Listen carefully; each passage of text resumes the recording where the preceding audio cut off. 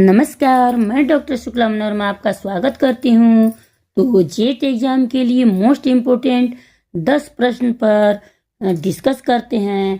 तो चलिए, पहला प्रश्न ये रहा, न्याय दर्श चयन के लाभ हैं।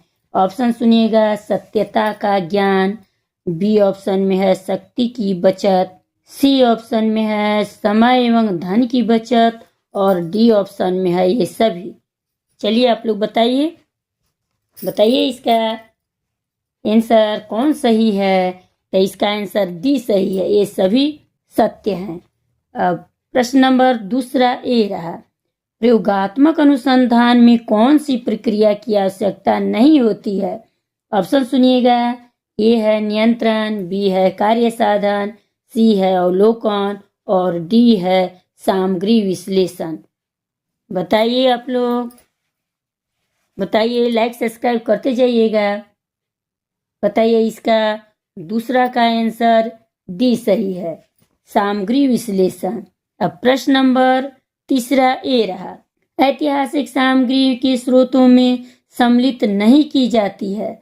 इसका ऑप्शन सुनिएगा, शिलालेख, बी में है प्राचीन भारत, सी में है साक्षात्कार और डी में है प्राचीन पुस्तक। चलिए बताइए, कमेंट कीजिए आप लोग। तीसरा का आंसर डी सही है, प्राचीन पुस्तक। अब चौथा प्रश्न ए रहा, निम्नलिखित में से कौन सी एक अनुसंधान की विशेषता नहीं है। ऑप्शन सुनिएगा, अनुसंधान निष्क्रिय नहीं है, बी ऑप्शन है अनुसंधान एक प्रक्रिया नहीं है, सी ऑप्शन में है अनुसंधान समस्या उन्मुख है और डी ऑप्शन में अनुसंधान व्यवस्थित है। चलिए आप लोग बताइए, चौथा प्रश्न का आंसर बी सही है, अनुसंधान एक प्रक्रिया नहीं है। अब पांचवा प्रश्न ए रहा, उद्देश्यपूर्ण न्याय दर्श निम्नलिखित में से किस पर आधारित होता है। ऑप्शन सुनिएगा, ए है अनुसंधानकर्ता की सुविधा पर आधारित, बी है न्याय दर्श पर आधारित, सी है किसी एक विशेष उद्देश्य पर आधारित और डी है उपरोक्त में से कोई नहीं। चलिए बताइए आप लोग, पांचवा प्रश्न का आंसर सी सही है, किसी एक विशेष उद्देश्य पर आधारित है। अब छठा प्रश्न ए रहा, छठा प्रश्न सुनिएगा, ध्यान दीजिएगा आप लोग, एक संतोषजनक सांख्यिकी मात्रात्मक विधि में निम्नलिखित में से कौन सा गुण नहीं होना चाहिए। अब इसका ऑप्शन सुनिएगा, ए है लचीलापन, बी है मापन, सी है तुलनीयता और डी है औचित्य। बताइए आप लोग, कमेंट कीजिए, लाइक सब्सक्राइब करते जाइएगा। छठा का ऑप्शन ए सही है, लचीलापन। अब सातवां प्रश्न ए रहा, निम्नलिखित में से ऐसा कौन सा स्वतंत्र चर है जिसके साथ शोध अध्ययन में हेर फेर नहीं किया जा सकता है। ऑप्शन सुनिएगा, ए है जातीयता, बी है लिंग, सी है बुद्धिमत्ता और अन्य लक्षण और डी है उपरोक्त में से कोई नहीं। सातवां प्रश्न का आंसर बताइए। सातवां प्रश्न का आंसर डी सही है, उपरोक्त में से कोई नहीं।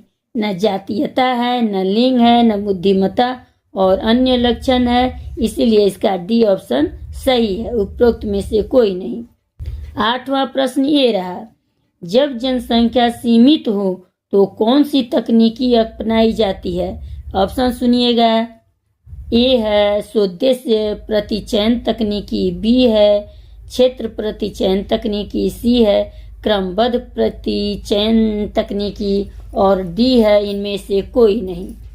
चलिए बताइए आप लोग, लाइक सब्सक्राइब करते जाइएगा।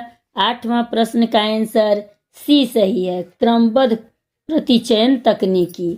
अब नौवां प्रश्न ए रहा, अनुसंधान की निष्पक्षतावाद में कैसे बढ़ाया जा सकता है। अब ऑप्शन सुनिएगा, ए है वैधता के माध्यम से, बी है विश्वसनीयता के माध्यम से, सी है निष्पक्षता के माध्यम से और डी है उपरोक्त में से सभी। चलिए बताइए आप लोग, 9वां का आंसर डी सही है।